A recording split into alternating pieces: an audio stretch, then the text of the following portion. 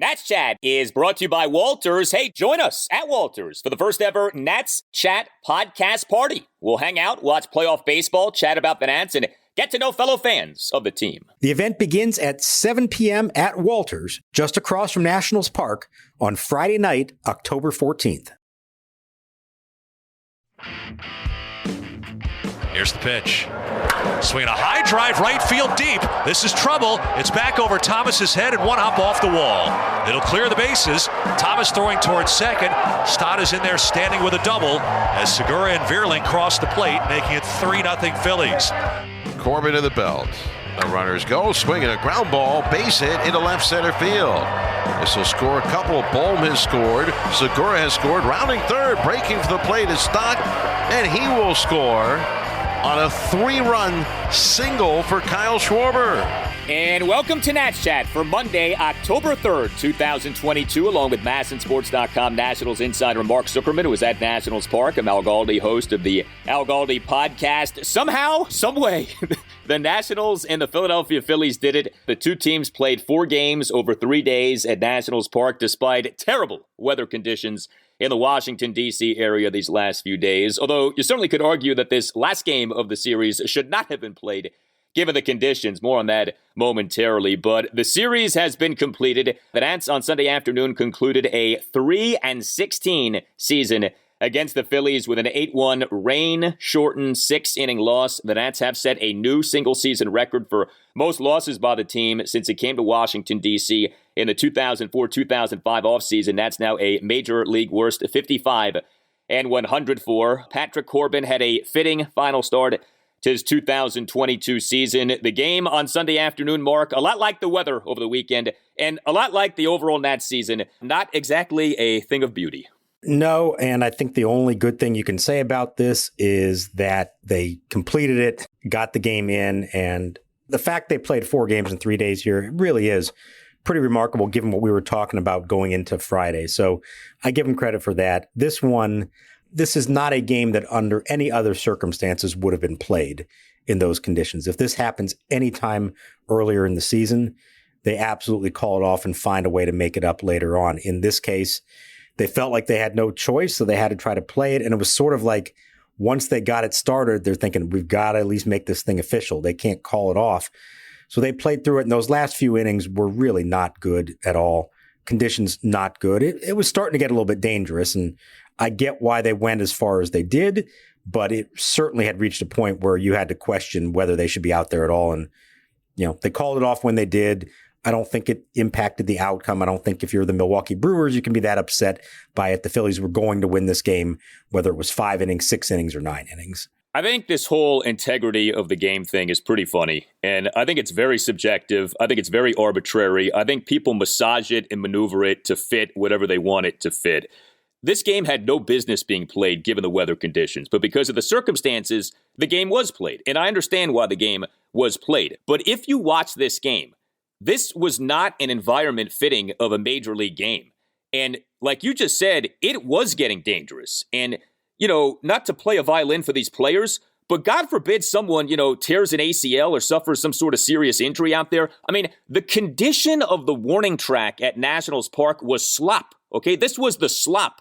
Again, if you watch the game, the Phillies had a 3-run fifth. Cesar Hernandez actually made a very nice defensive play in this inning. One out flyout by Matt Vierling. Cesar somehow navigated the slop that was that left field warning track, made an impressive backhanded catch before crashing into the left field wall. Good job by Cesar Hernandez. But what if he had gotten hurt on a play like that, okay? I mean, and I know it's Cesar Hernandez and he's going to be gone after this year, but that's not the point. I mean, he's a person. We wish him well. It's not like we want bad things to happen to him.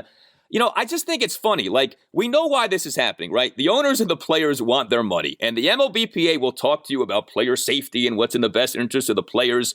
But, what happened on Sunday was not in the best interest of the players beyond their wallets. And it worked out, and I'm glad that it did. But I don't think this should just be glossed over. Like, that environment, the conditions of Nationals Park, those things were not good. No, you're 100% right. That was the Cesar Hernandez play was the one you're like clenching up as you watch him track that down, thinking, oh, God, what is going to happen? Now, fortunately, I have it on good authority here that Cesar Hernandez is a mutter, and his father was a mutter, and his mother was a mutter. His mother was a mutter. Yeah, you heard what I said. So That was a remarkable play by him, not to slip and fall in the slop and to make that catch remarkable. Rhys Hoskins had a lot of trouble on a ball at first base. I think that was the one that maybe finally convinced the umpires to pull him off the field. But I go back to, remember several years ago, a regular season game, long rain delay. They go ahead and start the game at like 10 o'clock. Bryce Harper is trying to beat out a grounder down the first base line, slips on a wet first base. We thought he blew out his knee. Turned out he didn't. Somehow, miraculously, he didn't. But think about that. If you're, any player, of course, but even more so, you're a Philly about to try to clinch your first playoff berth in 11 years. If somebody had gotten hurt under those circumstances, you'd never hear the end of it. And the other thing that occurred to me at some point today watching this all, do you remember August 4th of this summer, Nationals at Phillies at Citizens Bank Park? The Phillies led 5-4 after 5 innings, and it's coming down rain. They called the game. They called it official. It was 5-4. The Nationals certainly could have come back and won that game down 1 run. Nobody complained about it at the time. Certainly the Brewers weren't going to have reason to complain about that. So the fact that they were willing to call a 1-run game back in August, but in theory, they were going to have to try to keep playing this one out just because it's at the end of the season. All games count the same in the standings in the end. So there is an arbitrary, subjective process to this. And unfortunately, human nature is to say that these games at the end matter more. We have to protect the integrity of those. No, there are games throughout the year that are called early that maybe were more competitive than this one was. I'll take you back to an instance of a Nats game in which a guy did get hurt and maybe the conditions of the field had something to do with it. September 2016, Wilson Ramos tears up his knee trying to catch a high throw from Ryan Zimmerman, but that was shortly after a rain delay in that game. That was a game between the Nationals and the Arizona Diamondbacks, and Ramos comes crashing down on the slop around home plate. Now, I don't know, maybe the conditions had nothing to do with the injury, but boy, you do wonder. And he got hurt, and that was a Nationals playoff team, so things can happen, and you're taking a chance when you play a game like this, and thank goodness it appears that nobody got hurt. Yeah, no, you're right. That was a big one. He may have landed on the plate and slipped on it. I'm trying to remember the exact details of it. It was the last week of the season, and all of a sudden he was out for the playoffs, and it cost him and really hurt him over the course of his career. That was his second ACL injury. So, yeah, they do need to do a better job of making sure they are prioritizing everybody's safety. Now, that said, when you get to this point, and you're playing the game and you know these conditions, are you going to say, okay, we're not going to play today? Well, guess what? Everybody gets to come back here on Thursday. I don't think anybody wanted that to be the scenario. So there's no good answer to it. I thought it was notable, and I think that I understood why this was the case. By the time the 5th inning is over and it's 8-0, and you're like, well, this game's over, of course. They didn't just call it right then. They could have, but I think they couldn't let on that they just were trying to play 5 innings. They had to try to justify the fact that they had been playing and that, well, if it's safe enough to play the 5th inning, we should probably play the 6th. And thankfully, I guess, if you want to look at it this way, things got worse in the 6th inning. And that's when they said, okay, we can legitimately call this off. But I would say from about the 3rd inning on, there really was no viable, legitimate reason to play that game other than the fact that it's October 2nd and their Phillies are in the race and they're trying to make sure they maintain some kind of quote unquote integrity. Yeah, I would say they fooled absolutely nobody in trying to convince people that they wanted to play 9 innings today. And look, they didn't need to play 9 innings today, okay? The difference between these two teams has been well established, and you didn't need 9 innings to arrive at the result that we ended up arriving at. It's funny you mentioned Rhys Hoskins at first base. I mean, how about the C.J. Abrams double in what was a 1-run National 6th inning? Abrams hits this grounder down the first baseline that takes some weirdo bounce past Hoskins and ends up being a double. I mean, this was like a perverted version of baseball. This was not the true sport that we have come to know and love. This was Bizarro World. This was like watching a House of Mirrors in terms of the baseball that was on display. And the official scorer has to, make a ruling on that play. He literally says, score that as a double because of the field conditions. It's a play that if the field is dry, you're giving Hoskins an error, but the official scorer is acknowledging the field conditions were so bad that that was no longer a routine play for Rhys Hoskins. So, yeah, I mean, you're impacting all kinds of stuff when you do that. You had the Kyle Schwarber 3-run single because the ball just kind of splashed down in shallow left center field and couldn't go anywhere. He wasn't going to take any chances running the bases, but everybody was already on the bases, kept racing around. So this was not a traditional baseball game being played out there. This was, let's just make sure we play this game as best as we can, but it really did not resemble the quality you would expect for a Major League Baseball game. Hey guys, it's Al Galdi for Window Nation. That season is ending. The weather is getting colder, but Window Nation has a great way to help you stay warmer and more comfortable, and with incredible savings. Get 2 free windows with every 2 windows that you buy, plus pay nothing with no interest until 2025. Visit windownation.com or call 866-90NATION and tell Window Nation that Al Galdi sent you. If you act now, you can get your new Window Nation windows installed before the holidays. Window Nation windows will keep you warmer, will reduce energy costs, and will add to the value of your home. Take advantage of this special offer. 2 free windows with every 2 windows that you buy, plus pay nothing with no interest until 2025. That's a deferred payment that impresses even the learners. Visit windownation.com or call 866-90NATION and tell Window Nation that Al Galdi sent you. That's windownation.com or call 866-90NATION and tell Window Nation that Al Galdi sent you. Set, Corbin deals, swinging a ground ball up the middle, and diving Abrams, it's off his glove, deflects into left center. Stott will score, stopping at second is Schwarber. Bryce Harper's second hit of the series is an RBI single, 65th run batted in, makes it 4-0 Philadelphia. Well, the Nationals in this game, just the 1 run, a mere 3 hits, 2 doubles and a single, although again, one of them was that Abrams double. Yet a walk as well, Nats went 0 for 7 with runners in scoring position. I mean, there just really was not much to this game from a Nationals perspective. We did, though, have Patrick Corbin as an starting pitcher, and I guess if you're into, like, appropriate endings to seasons, you got that from Corbin in this game. I mean, this certainly was his last start. I guess it's possible he pitches in relief like on Wednesday or something, but I don't know why the heck you would do that. But Corbin in this game was starting a game for the first time in 12 days. Remember, he, in his last start, left after 2/3 of an inning due to back spasms, and Corbin got roughed up again this season. 7 runs in 4 2/3 innings. He gave up 10 hits, 3 doubles, and 7 singles. He issued 3 walks and a hit by pitch. He recorded 3 strikeouts. He, over his 4 2/3 innings, threw 101 pitches. I mean, how many outings like this one have we seen from Corbin over the last 3 years? I think we've all kind of lost count. And so you look at the final numbers for Corbin, or at least what we anticipate are the final numbers for his 2022 season. 31 starts, ERA of 6.31, a whip of 170, and a record, if you care about such a thing, of 6-19. I mean, for a second straight year, you're talking about him having had one of the single worst seasons a starting pitcher will ever have, and this season ends up being appreciably worse than last season, which was extremely bad. Like, you know, you always say, well, it can't get worse, can it? No, unfortunately for Patrick Corbin this season, things did get worse, and that's even with him, remember, having pitched well in 4 or 5 starts prior to that last outing, the back spasms outing. And he did that, remember, last year too. So even though he pitched better as the season went on, he still finished with this ERA of 6.31 and the whip of 170. Yeah, and here's the dirty truth about this. So I looked this one up. 19 losses and an ERA over 6. You know how many times that's happened in baseball history?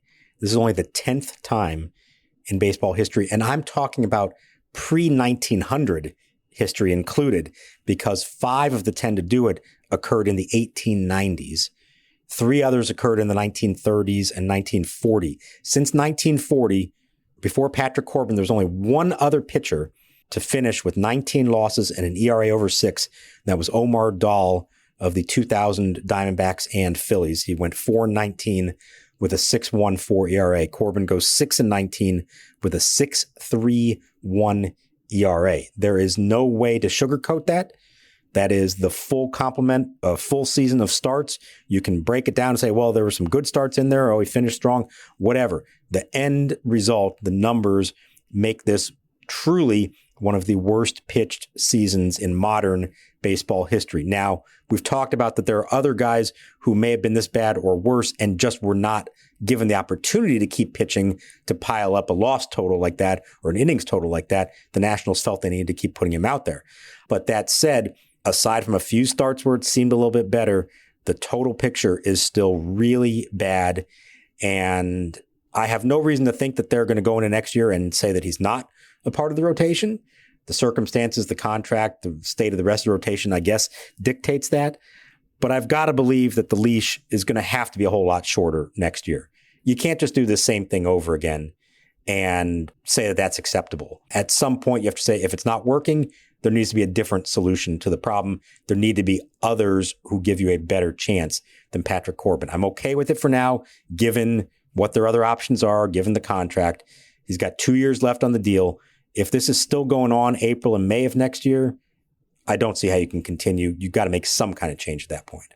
Well, I do think the wild card remains new ownership. And if you get new ownership and the ownership has that, bleep you money and doesn't care, I wonder if you might see resolution on something like this Patrick Corbin contract. There will only be 2 seasons left on the contract at the conclusion of this season. This season, Corbin's age 32 season, the 4th season of the 6-year, $140 million deal that he signed as a free agent in December 2018. The ban from Corbin, of course, started in the COVID-shortened 2020 season. I mean, just to illustrate what has happened here, 2020, he had an ERA of 4.66. 2021, he had an ERA of 5.82. And now this year, he is concluding it with this ERA of 6.31. I mean, that is a steep decline from the 4s to the 5s to the 6s. He's bad and he's getting worse. And, to your point about so few guys this bad are afforded the opportunity to accumulate 19 losses. That's the thing. The Corbin conversation, of course, isn't just about him. It's about the lack of options beyond him. It's about the fact that the Nats have had no better choices, it seems, than to just have him keep going out there. And it's also about the fact that the Nats have been unable to fix him. And it's about the fact that he's getting worse and not better. Like, it's all of those things. It's not just as simple as, well, he's bad, boo on him. It's also what is going on with the organization. And it is something. I mean, you look at these last 2 games in this series, the Tommy Romero debacle on Saturday night and Patrick Corbin on Sunday afternoon registering his 19th loss this season with an ERA well over 6. Like, if those 2 things aren't indictments of the state of the team in terms of pitching development, I don't know what are. It's pretty ugly to see that. And as much as we want to feel like things are getting better since the fire sales of the last 2 years, there clearly is still a ways to go. There still is a lot of work that needs to be done, and there are no guarantees that things are better. We hope that things are better, but nothing's a certainty in that regard. No, and that's where, you look at the rosy picture potentially for 2023. It has to include Mackenzie Gore, Cade Cavalli, and Josiah Gray all being healthy enough to make all their starts or close to it, and being at least decent, if not good to great, in some of those cases. That's only 3 starters. Then you still have to figure out a rest of the rotation. But if any of those 3 do not pan out, where do you go to next? We're still in the Corbin, Fetty, maybe Anibal Sanchez, Corey Abbott, Tommy Romero range. That can't be where they are. Unless they're going to go spend money on a pitcher this winter. And if there's not a new owner, I don't see anything happening in that regard. And even if there is a new owner, who knows exactly what kind of approach they're going to take to that. You're really, really, really counting on those 3 young potential stalwarts to lead the way next year. We haven't even talked about Steven Strasburg. That's a whole different issue. And I think, as we've mentioned, you hope somehow it happens, but you can't count on anything there anymore. So they have put themselves now. At the start of the year, you have Cade Cavalli hopefully coming, and you have Josiah Gray in the rotation. They've added 1 more in Mackenzie Gore. There are a few others coming up through the pipeline, but they've got to, by the end of next year, really count on and hope that those 3 young pitchers are leading the way, so that they're not forced to keep relying on guys in their 30s, past their prime, and in some cases among the worst pitchers in the league. And knowing what we know about young pitchers, that's a very big ask for all 3 guys next season to be good, to be healthy, to deliver to you 25 plus starts. Like, I would love for that to all be the case. I mean, raise your hand if you're willing to bet real money on that being the case. I do wonder if next year, if we might see Corbin in the bullpen, if the struggles continue. I mean, I think that would be kind of the logical thing to do. If you're not going to DFA him, which I don't think they will, at least with this current ownership, at least maybe put him in the bullpen and try to get something out of him there. And then the other thing is, and I think you have to now apply this to every struggling Nats pitcher, the Austin Voth principle of, are there things with him that can be unlocked? Are there things with him that could be done differently to where he could be better? If he was with another team that does other things, would he still be this bad?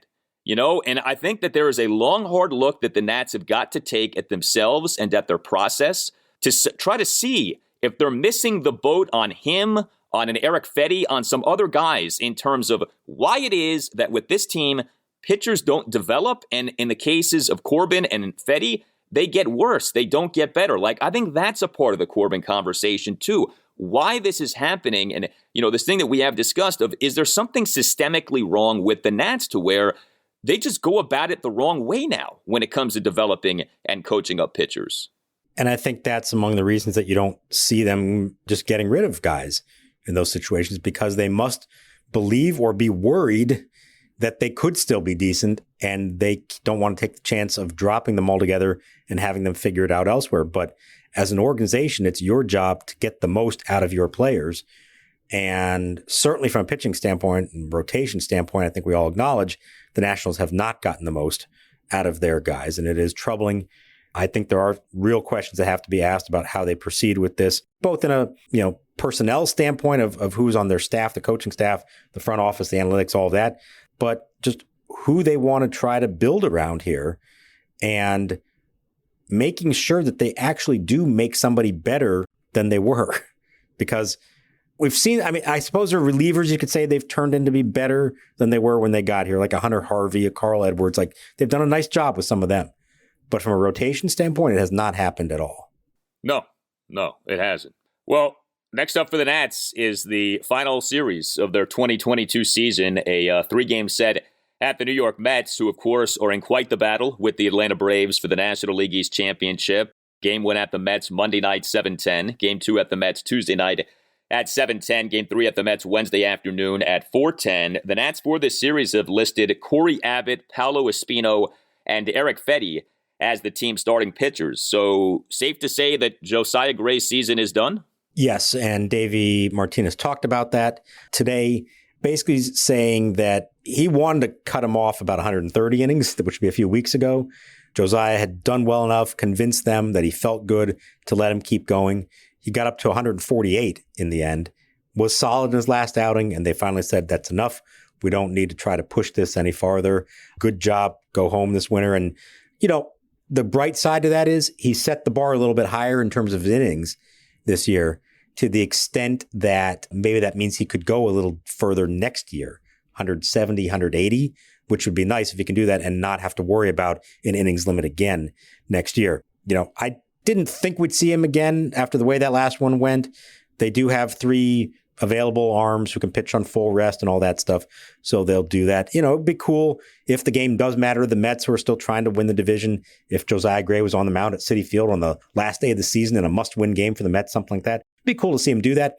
But I think they feel like he has shown them everything he needs to, and no reason to push this any farther. One more. Mike Rizzo traditionally at the end of a Nats season does kind of like a State of the Union address with you guys, a State of the Team session with you guys.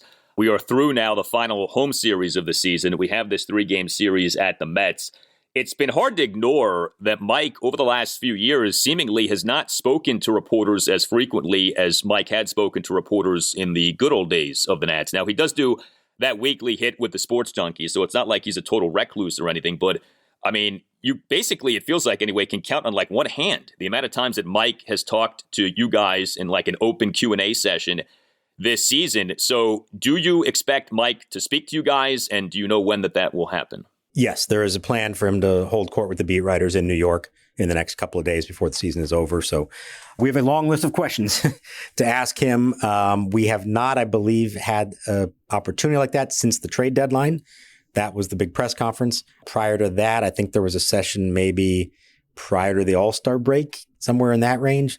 So yeah, he has not been as available as he's been in the past for those kinds of things. I guess you can read between the lines why that may be the case, but there's a lot to ask him, and hopefully we will get a lot of answers from him about how this season went and what their thinking is with regards to a lot of different topics heading into what could be a very important offseason, but also I think we have to acknowledge could be a very dull offseason if nothing happens on the ownership front. There may not be a lot for them to do, which would be unfortunate in a lot of ways, but That's not Rizzo's decision. He's got to work with whatever he's got, whatever he's allowed to do. So I will be very curious to see how that plays out and what, if anything, he conveys to us about the potential paths that he may take this winter, depending on what the ownership situation is. And has it been decided when the Mike Rizzo State of the Union will happen, or do we not know that yet? Don't know exact details, but it would be before a game, probably just on the field during batting practice, hopefully as soon as Monday.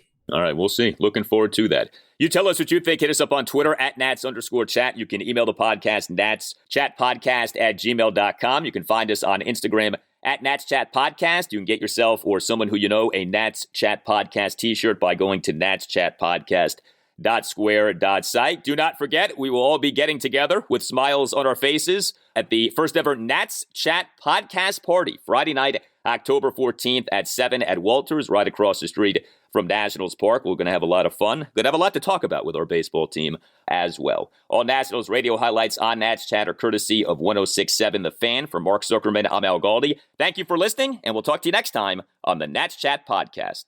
There's a 4-horse in the first race. Pumping it. How do you know he's going to win?